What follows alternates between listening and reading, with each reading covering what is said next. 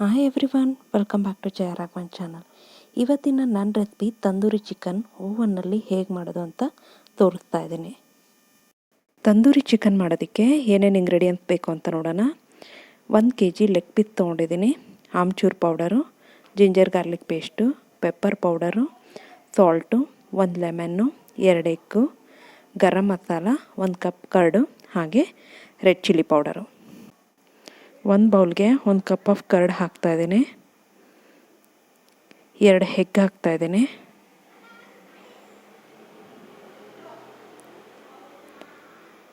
1 spoon pepper ಪೌಡರ್ನ ಹಾಕ್ತಾಯಿದ್ದೀನಿ, 1 spoon salt ಹಾಕ್ತಾಯಿದ್ದೀನಿ, 2 ಸ್ಪೂನು ರೆಡ್ ಚಿಲ್ಲಿ ಪೌಡರ್ನ ಹಾಕ್ತಾಯಿದ್ದೀನಿ,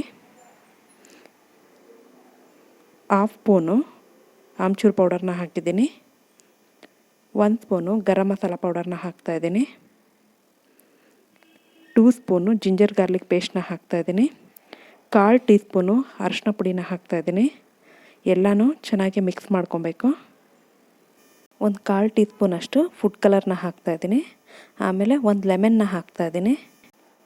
ಈಗ ಲೆಗ್ ಪೀಸ್ನೆಲ್ಲ ಹಾಕಿ ಚೆನ್ನಾಗಿ ಮಿಕ್ಸ್ ಮಾಡಿ 1 ಅವರ್ ಇದನ್ನು ನೆನೆಯೋದಕ್ಕೆ ಬಿಡಬೇಕು.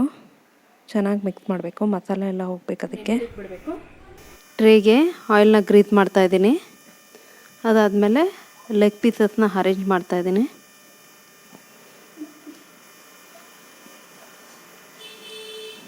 ಈಗ ಲೆಗ್ ಪೀಸಸ್ ಎಲ್ಲ ಅರೇಂಜ್ ಆಗಿದೆ, ಅದನ್ನು ಓವನಲ್ಲಿ ಇಡ್ತಾಯಿದ್ದೀನಿ.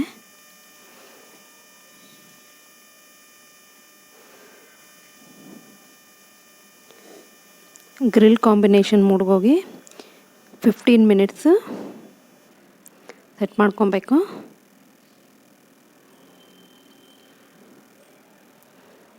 ಫಿಫ್ಟೀನ್ ಮಿನಿಟ್ಸ್ ಆದರೆ ಚಿಕನ್ ರೆಡಿಯಾಗಿರುತ್ತೆ. ಓಕೆ, ಸ್ಟಾರ್ಟ್ ಮಾಡ್ತಾಯಿದ್ದೀನಿ. ಈಗ ತಂದೂರಿ ಚಿಕನ್ನು ರೆಡಿಯಾಗಿದೆ.